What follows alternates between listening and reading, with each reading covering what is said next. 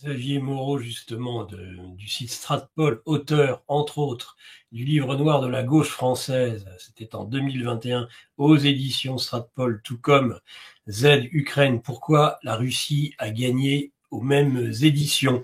Bonjour Xavier Moreau et bienvenue dans cette matinale de géopolitique profonde.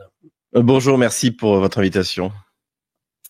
C'est l'occasion, parce que ça n'a pas été le cas en tout cas de visu, de vous souhaiter, mon cher Xavier, une très bonne, une excellente année 2025 qui verront, je l'espère, réaliser vos projets ainsi que votre réalisation personnelle. Et je le dis bien sûr au nom de l'ensemble des équipes de géopolitique profonde, déjà, pour commencer. Merci, je vous souhaite une victorieuse année 2025.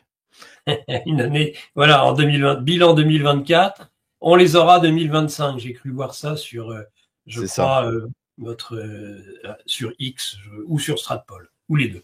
Euh, Justement, est-ce qu'on commence peut-être par le bilan 2024 pour aller vers 2025 jusqu'au dernier soubresaut ukrainien? J'apprenais ce week-end, semble-t-il, les Russes annonçaient une contre-attaque ukrainienne à Koursk. Oui, en Enfin, fait, elle a commencé, elle s'est accélérée hier, mais elle a commencé il y a quelques jours. Mais de ce que je vois, donc pour l'instant, c'est un échec complet. Ça ne veut pas dire que c'est terminé. Encore une fois, c'était visiblement la première vague d'assaut qui a échoué. Ce que je vois, c'est qu'ils ont commis finalement les mêmes erreurs que d'habitude, c'est-à-dire qu'ils ont fait des concentrations de force avant de monter à l'assaut, ce qui aujourd'hui, étant donné la transparence du champ de bataille, ne fonctionne pas. On l'a vu à chaque fois que Kiev a voulu le faire. Euh, Dès qu'ils se concentrent, évidemment, les Russes les voient, les bombardent, et donc, finalement, au moment où ils passent à l'assaut, il n'y a plus assez de monde. Et c'est ce qu'on a observé hier. Donc, pour l'instant, c'est un échec complet. Ce qui est clair, c'est que c'est ce que disait Oscar Fressinger, que je salue. D'ailleurs, nous avons un ami en commun, Slobodan Despot.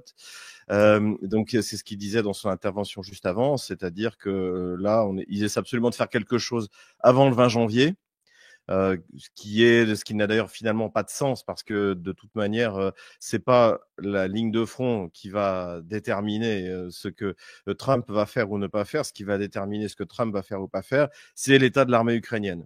Et si on veut faire le bilan de 2024, en fait, ce qu'a fait l'armée russe, et ce qu'a fait le général Broussilov en 1916, je l'ai souvent dit au micro d'ailleurs, de géopolitique profonde ou de radio courtoisie, ce qu'il a fait, c'est qu'il a détruit l'armée autrichienne en 1916, et c'est ce que la Russie a fait en 2024. Elle a détruit, laminé l'armée ottano-kievienne, je précise bien ottano-kievienne, puisque d'ailleurs vous le voyez sur les images, par exemple l'offensive kievienne d'hier. On a de nouveau eu des chars Challenger 2 détruits, des Léopards 2 détruits, beaucoup de matériel, et puis la plupart des munitions, évidemment, dans la mesure où c'est du matériel OTAN, viennent de l'OTAN. Donc, en fait, c'est ce que la Russie a détruit. Elle a appliqué la doctrine, finalement, notamment, il y a un des penseurs militaires soviétiques d'avant la Deuxième Guerre mondiale, qui s'appelait Svetshin, Alexander Svetshin, qui estimait qu'il fallait, pour gagner, il fallait user l'ennemi, et donc calculer précisément ses capacités. C'est ce qu'a fait le général Gerasimov en 2022. Il a pris son tableau Excel, il a calculé le potentiel militaire et militaro-industriel de l'OTAN et de l'Ukraine, et il a dit à Vladimir Poutine, voilà, pour gagner, il faut faire ça, je vais avoir besoin de ça, ça et ça et ça et ça. Et Vladimir Poutine lui a dit, d'accord, on va le faire. Et parmi les événements de 2024, il y en a un aussi dont je n'ai pas parlé, parce qu'on peut pas, il y a beaucoup de choses à dire, encore une fois, mais pour moi, il y a un événement extrêmement important, c'est la nomination du ministre de la Défense, Belaousov, qui est lui oui, oui. aussi, si vous voulez, la victoire des Russes, c'est la victoire des mathématiques. Les Russes n'ont pas une vision de la guerre romantique, fondée sur le génie d'un général, d'un Manstein, d'un Guderian, hein, comme l'OTAN, que l'OTAN vénère, et lit assidûment leur mémoire romancée. Pour la Russie, la guerre, c'est des mathématiques. Donc c'est un rassemblage. Il faut rassembler des capacités humaines, militaires, industrielles, énergétiques, technologiques, etc., pour l'emporter. Tout est calculé. Et d'ailleurs, moi qui suis boxeur, par exemple, je regarde ce qu'on appelle le style soviétique de boxe, c'est pareil. C'est-à-dire que il a été mis en place par des scientifiques qui ont calculé que pour être le plus efficace possible, eh bien, le boxeur devait s'économiser au maximum. Chaque mouvement est calculé pour qu'il soit le plus efficace possible par rapport à la position des hanches, du pied, du poing, voilà, tout est ça c'est tradition soviétique, mathématique, tout est mathématique. Et ce qu'on observe en fait, c'est la destruction méticuleuse, mathématique de l'armée ukrainienne, otano-kievienne, encore une fois c'est important de dire les deux, de l'armée otano-kievienne en 2024. Et ce qu'on va observer en 2025, c'est la continuation de cette destruction, à la différence que l'espace opérationnel qui va bientôt s'ouvrir à la Russie, là aujourd'hui l'armée russe a annoncé la prise de Pakrovsk, qui était le gros bastion. Ça y est, c'est fait. Voilà, qui permettait notamment de bombarder la ville de Donetsk. Pour moi, c'est important. Si vous voulez, je suis allé la première fois à Donetsk grâce à Nicolas Mirkovitch en novembre 2015. Et le front était juste à côté. On y est allé d'ailleurs sur Spartak, c'était 6 km du centre-ville. Aujourd'hui, le front est loin, à plus de 40 km maintenant. Donc aujourd'hui, le Donetsk vit normalement, quasiment normalement. Si jamais les otano-kieviens veulent bombarder Donetsk, il faut qu'ils utilisent des missiles, par exemple des HIMARS ou des ATACMS. Et c'est des missiles qui coûtent cher, donc ils vont le faire de temps en temps pour se venger, mais c'est plus comme avant. C'est plus comme quand j'y étais en décembre 2022 où ils ont bombardé la cathédrale, ils ont bombardé devant mon hôtel, là où il y avait aucune cible militaire, c'était vraiment du terrorisme. Donc ça, pour revenir à ce que à mon idée plus globale, ce qu'on va observer, c'est la continuation de la destruction de l'armée otano-kievienne, à la différence que l'espace opérationnel va changer. C'est-à-dire que la steppe ouverte s'ouvre désormais à l'armée russe, et que j'avais fait la comparaison dans mon dernier bulletin. Si vous regardez l'équivalent un peu, on en est pendant la Seconde Guerre mondiale. Il faut toujours étudier la Seconde Guerre mondiale pour comprendre ce qui se passe en Ukraine actuellement. Quand les Soviétiques, après la bataille de Koursk, donc en août 43, lancent l'offensive vers le Dniepr, le 15 septembre, Manstein convainc Hitler de se retirer de l'autre côté du Dniepr, parce que c'est indéfendable. Il n'y a plus de grandes villes, il n'y a plus ce réseau de villages, d'usines, de mines, comme il y a dans le Donbass. Et le terrain est beaucoup moins vallonné, voire pas du tout par rapport au Donbass. Donc finalement, la seule ligne défendable aujourd'hui, elle est de l'autre côté du Dniepr. Mais à la différence d'Hitler, c'est le temps n'est pas raisonnable, et surtout Zelensky n'est pas raisonnable, parce que si effectivement il fait un bond de 100 km vers l'ouest, eh bien de 50 km, je sais pas trop quelle est la distance, de 50-100 km je crois, peu importe, de l'autre côté du Dniepr, ça dépend où on se situe par rapport au front d'ailleurs, ça va être une catastrophe pour les communicants qui décident de la stratégie qui viennent. Ce sont les communicants, ce ne sont pas les généraux, ce ne sont pas les politiques. En fait, tout est ciblé uniquement par rapport à la communication, par rapport à des dates clés. Par exemple, le 20 janvier, il faut absolument avoir avancé un petit peu dans la région de Kursk avant le 20 janvier pour montrer qu'on est capable de se battre. Ce qu'expliquait très bien votre invité Oscar Freisinger. Pardon, oui. Oscar juste avant moi, c'est-à-dire que on se fixe des dates, des lignes rouges que la Russie ne s'est jamais fixées. Vladimir Poutine, le 20 janvier, pour lui, ça ne compte pas. De toute manière, il est en train de faire la guerre à l'armée de l'OTAN, donc en partie à l'armée américaine, et il l'a fait avant le 20 janvier, il continuera à la faire après le 20 janvier, jusqu'à ce qu'un traité soit signé entre Moscou et Washington de facto. Voilà. Donc, ce qu'on observe, c'est ça, c'est-à-dire ce qu'on va observer, je pense, en 2025, c'est ça, c'est-à-dire un changement d'échelle de cette guerre, et qui, pour l'instant, même le colonel Goya le reconnaissait sur LCI, c'est la Russie qui a marqué des points pendant toute l'année 2024, et c'est elle qui a le ballon, et c'est elle qui va jouer, et pour l'instant, elle joue remarquablement bien, avec une approche, encore une fois, mathématique de la guerre. Et là, elle peut frapper, et là, elle peut passer à un attaquant dans la profondeur, semble-t-il. Parce que si la plaine s'ouvre, est-ce que ça va être ça? Quelle va être la tactique militaire russe maintenant que s'ouvre justement ce territoire de plaine où a priori il n'y a plus de défense jusqu'aux défenses naturelles que sont le Dniepr? Alors, je pense pas que malgré tout on ait du Joukov, parce que encore une fois, comme je le disais au début, on a désormais une transparence du champ de bataille, que ce Oui. soit du côté du côté kievien, évidemment, c'est l'OTAN, c'est tous les moyens d'observation de l'OTAN qui sont colossaux. Du côté de la Russie aussi, on n'est pas en manque de ce côté-là. Donc en fait, de faire des grandes percées qui exposent les flancs de Mhm. ces percées est beaucoup trop risqué.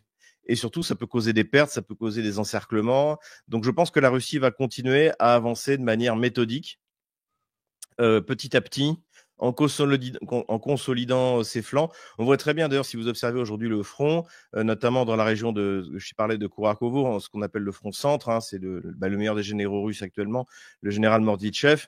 Quand il avance, il n'exploite pas dans la profondeur.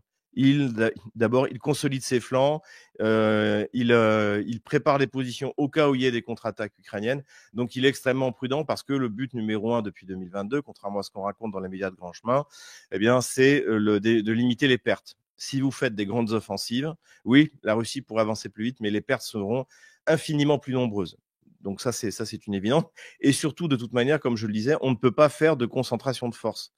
La seule manière de donner l'assaut aujourd'hui, c'est on regarde, les Russes ont un peu ont évolué, donc ont amélioré leur tactique. Donc c'est soit des groupes de trois, de ce que m'expliquait un des experts militaires, notamment sur la formation que reçoivent les soldats russes. Une des techniques d'assaut, c'est un groupe de 3 hommes qui franchit très vite, souvent en moto ou en quad, l'espace contrôlé par les drones, donc après une grosse préparation d'artillerie, qui s'empare d'un point. Si le point est tenu par ces 3 hommes-là, on envoie 9 hommes et ensuite petit à petit on garnit en gros cet espace-là. C'est une des techniques. Il y a aussi la colonne d'assaut mécanisée, pardon, avec un char. Ce que les Russes appellent le tsar mangal. En fait, le mangal, c'est le barbecue, hein, donc avec complètement isolés de grilles pour faire exploser les ogives avant qu'elles touchent le char lui-même, et derrière des véhicules blindés mécanisés qui transportent l'infanterie. Ça, c'est une autre tactique qui fonctionne également. Mais tout ça, ça suppose qu'il n'y a plus de concentration massive de force à un endroit donné pour pouvoir donner l'assaut. Exactement ce qu'ont fait les Ukrainiens, l'état-major otano-kévien, qui a très peu innové, hein, voire pas du tout au niveau tactique depuis 2 ans. Eh bien, en fait, ils continuent à faire ces gros rassemblements avant de donner l'assaut. Les Russes ne font pas ça. Les Russes sont répartis sur la ligne de front. Et tout d'un coup, dès qu'ils font, comme faisait le général Broussilov en 1916, dès qu'ils sentent une faiblesse, ils injectent des forces, mais toujours de manière, je dirais, mesurée, parce qu'ils savent que s'il y a une trop grande concentration, immédiatement, c'est les missiles et c'est une destruction qu'ils ont subie. Hein, on se souvient de 2022, notamment les HIMARS ont fait des dégâts sur les arrières russes. Donc voilà, je ne pense pas qu'on ait encore de grandes offensives, même si évidemment ça ira plus vite parce que les soldats kéviens n'ont plus de villes ou d'usines ou de mines où s'enterrer. Quid des provocations, des attaques avec des attaques MS justement. Moscou annonçait qu'ils avaient subi encore une attaque relativement massive de missiles attaques MS américains et de drones. Il y a de cela, j'ai cru noter 2 ou 3 jours, qui aurait une réaction à nouveau de la part de la Russie. Alors, en ce qui concerne les attaques MS, bon, finalement, effectivement, ils ont l'autorisation de les utiliser. Le problème de l'attaque MS, c'est sa portée. Donc, c'est un missile qui tape à 300 km. Contrairement au Scalp ou au Storm Shadow, donc Scalp français ou Storm Shadow anglais, il n'y a pas besoin d'avion pour les lancer. Il s'est lancé à partir d'un système mobile terrestre, le même d'ailleurs qui lance le HIMARS. Hein, c'est-à-dire que, mais au lieu d'avoir 6 HIMARS, je crois, vous avez un seul attaque MS qui frappe. Mais il ne peut tirer qu'à 300 km, 350 km. Et il n'y a rien à 350 km. Oui. Qui coûte le tir d'un missile d'1,5 million de dollars. C'est ça le problème. Et donc, d'ailleurs, on les a vus. Ils ont tiré. Alors, peut-être que c'était délibéré, c'est-à-dire que finalement, les Américains qui contrôlent évidemment les cibles qui sont utilisées, qui sont visées par l'attaque MS, ne veulent pas trop chagriner les Russes parce que eux, ils ont des actifs militaires en mer Rouge, si vous voyez ce que je veux dire. Donc, ils ne voudraient pas que tout d'un coup, les Houthis soient capables de tirer des missiles de croisière hypersoniques qui leur auraient été livrés par un généreux donateur. Donc, donc ils peuvent tirer donc ces missiles.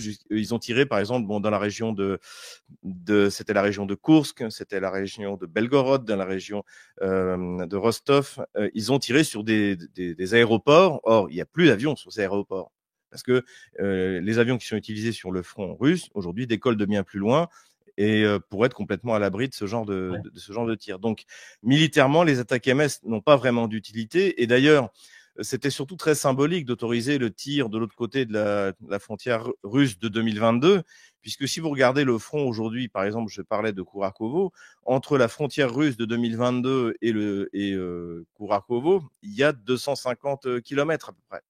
Donc, ce missile attaque MS pourrait déjà depuis longtemps être utilisé sur les arrières russes pour avoir une efficacité militaire. Mais il ne l'est pas. Parce qu'en fait, je pense que l'OTAN est aveugle. L'OTAN ne voit plus. Les Russes ont appris à se cacher. Encore une fois, ils ont tiré les leçons de ce qu'ils ont fait en 2022. Et donc, en fait, il y a 250 kilomètres d'espace où on pourrait utiliser ces missiles à 1,5 million de dollars. Mais il n'y a rien les Américains ne savent pas sur quoi tirer. Donc, finalement, on fait dans le symbole. Je pense qu'il y a aussi le fait que, donc ça, c'est le New York Times qui le disait, sur les 500 missiles ATACMS qui ont été donnés, il en reste moins de 50. Et il est possible aussi que les Kieviens se dépêchent de les tirer en se disant quand Trump va arriver, il va nous enlever l'autorisation. Trump a critiqué l'autorisation de tirer. Il a critiqué l'autorisation de tirer sur les frontières d'avant 2022, qui encore une fois est pour moi purement symbolique. Hein. Mais donc évidemment que autant les utiliser maintenant. Mais si j'étais Kievien, bon dans la mesure où j'ai des missiles à 1,5 million de dollars, je vais les utiliser pour avoir un résultat militaire. Or, pour l'instant, on ne voit pas ça. Tout ce qui a été tiré par des attaques MS ne sert absolument à rien, mais vraiment à rien. Donc, ils ont tiré, je ne sais pas combien, plusieurs dizaines. Donc, c'est des attaques qui ont coûté 20 millions de dollars pour rien. Comme résultat, rien. Donc voilà, les attaques MS ne vont rien changer. En revanche, ça peut compliquer la situation de la flotte américaine et anglaise, si c'est des Storm Shadow, en mer Rouge. Ça, évidemment, ça peut avoir des conséquences et régulièrement, on voit tout d'un coup les porte-avions américains qui s'enfuient de la mer Rouge parce qu'ils sont chassés par des Houthis qu'on dit à tort en sandales d'ailleurs. Hein, les Houthis sont un peuple d'élite, on peut le dire, et qui savent se battre, qui ont été formés par les Iraniens, qui savent fabriquer leurs propres missiles, et puis ils en reçoivent aussi. Ils en reçoivent et ils peuvent devenir très dangereux. Donc je pense que c'est aussi ça aussi qui fait peur à Trump, qui lui est quand même beaucoup plus pragmatique que Joe Biden et que la clique de démocrates autour de lui, c'est que lui, il voit que le danger pour les États-Unis, le danger direct, c'est pas l'Ukraine, c'est le trafic en mer Rouge. C'est la fin de l'utilisation du canal de Suez. Et ça, c'est un véritable problème. Et c'est contre ça que, et c'est là-dessus, je pense aussi, une des choses que va négocier, sans doute, parce que je pense qu'il y aura une négociation globale, que va tenter de négocier Trump avec Poutine, c'est ça aussi, c'est c'est un règlement global des conflits au Moyen-Orient, Proche-Orient, et également, bien sûr, en Europe, en Ukraine. Un règlement global. Avant de parler des négociations et du règlement, juste peut-être un dernier mot sur le front sud. Qu'en est-il d'une possibilité de continuer le conflit l'année prochaine si aucune solution n'est trouvée sur le plan de la négociation? Est-ce que l'état-major et la Russie en général seraient prêts à pousser son avantage jusqu'à Odessa, sachant que je crois qu'il y a eu des livraisons d'armes dernièrement américaines, qu'Odessa devient un point sur lequel l'OTAN aimerait compter pour après la guerre. Est-ce que ça, c'est quand même pas jusqu'à la Transnistrie? On a vu la coupure du gaz dernièrement par les Ukrainiens de Kiev. Est-ce que là, il y a encore quelque chose qui pourrait évoluer dans les semaines et les mois à venir? Ça fera pas. On va voir ce que veut faire Trump. La seule chose que proposent les Russes, au moins c'est l'avantage d'être clair. D'ailleurs, c'est clair depuis le début. Alors, ça a évolué au fur et à mesure de l'entêtement de Otano-Kievien, mais la proposition de paix qu'a fait Poutine en juin, elle est toujours valable. Ça a été confirmé. Donc, qu'est-ce qu'a dit Vladimir Poutine? Il a dit reconnaissance internationale. Il veut un traité. Il veut pas un gel du conflit. Reconnaissance internationale des 5 régions réunifiées à la Russie. Donc, la Crimée, Kherson, Zaporozhye, le Donetsk et Lugansk. 5 régions.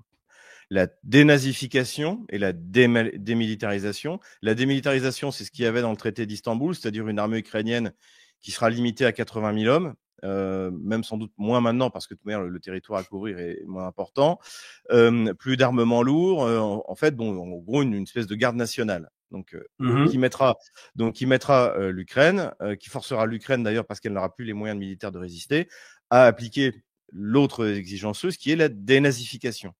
En gros, c'est-à-dire la fin des persécutions contre l'Église orthodoxe, contre les locuteurs russes, c'est-à-dire 80% et sans doute même plus des Ukrainiens, parce qu'en réalité, je suis en 2014, les chiffres étaient tombés, même à Lvov, 70% des demandes sur Internet sont faites en russe. Donc le mythe d'une Ukraine découpée entre locuteurs ukrainiens et russes, c'est faux. Les Ukrainiens parlent ukrainien sous la contrainte en Ukraine. Et d'ailleurs, ça fait enrager les Polonais et les Baltes, c'est-à-dire que dès tous ces réfugiés ukrainiens qui s'installent dans les pays baltes ou en Pologne, ils se mettent à parler russe, puisqu'il n'y a plus, notamment en Pologne, il n'y a pas de loi qui oblige à parler ukrainien. Donc ils se mettent à parler la langue de leur maman, de leur papa, exactement quand ils sont sur le point de mourir, malheureusement on les entend, ils se mettent à parler la langue de leur maman. Et pour reparler de boxe, le dernier combat de Usyk contre Fury, ce qui était intéressant, c'est que dans le coin, son entraîneur lui parlait en russe, en fait. Donc, alors que lui, il est toujours avec son drapeau ukrainien dans tous les sens. La réalité linguistique en Ukraine, au passage, donc c'est ça. Donc, cette dénazification, elle aura des conséquences qui seront les mêmes que celles qu'on observait en 1932. En 1932, l'ukrainisation forcée organisée par les bolcheviks, notamment par Staline, donc de ces territoires ukrainiens, a cessé. Parce qu'en fait, Staline s'est rendu compte que ça n'avait pas de sens, qu'en plus il y avait à l'intérieur du parti bolchevique, il y avait les nationaux bolcheviques ukrainiens qui voulaient même l'indépendance de l'Ukraine contre la Russie. Donc cet anti-russisme qui était le propre de Staline, je vous renvoie à le bouquin que vous avez cité. Je cite les textes de Staline sur la dérussification, le chauvinisme grand russe, etc. Staline a arrêté les frais, mais il n'a pas russifié. Mais naturellement, toute l'Ukraine s'est remise à parler russe. Et c'est ce qu'on observera, c'est-à-dire que dès que vous arrêterez ces lois qui forcent les gens à parler ce sabir infernal qui est l'ukrainien, ils vont tous se remettre à parler russe et à lire russe, et l'éducation reviendra en russe. Et ça, je dirais, ça assurera la reconquête non militaire de l'Ukraine par la Russie, parce que l'Ukraine est une terre russe, en dehors de l'Ouest, maintenant qui est définitivement perdu, mais de toute manière, les Russes n'en veulent pas.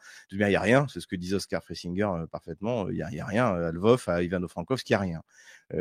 Et en plus, bon, visiblement, la population a une haine qu'elle essaie d'ailleurs de répandre dans le reste de l'Ukraine contre la Russie, et les Russes ne sont pas intéressés par cet ouest de l'Ukraine. Donc en fait, la dénazification, ce qu'appelle la Russie, Poutine appelle la dénazification, aura pour conséquence une re-russification naturelle. Les gens, encore une fois, se retourneront, se remettront à parler russe, remettront la statue de la grande Catherine à Odessa. C'est intéressant, hein.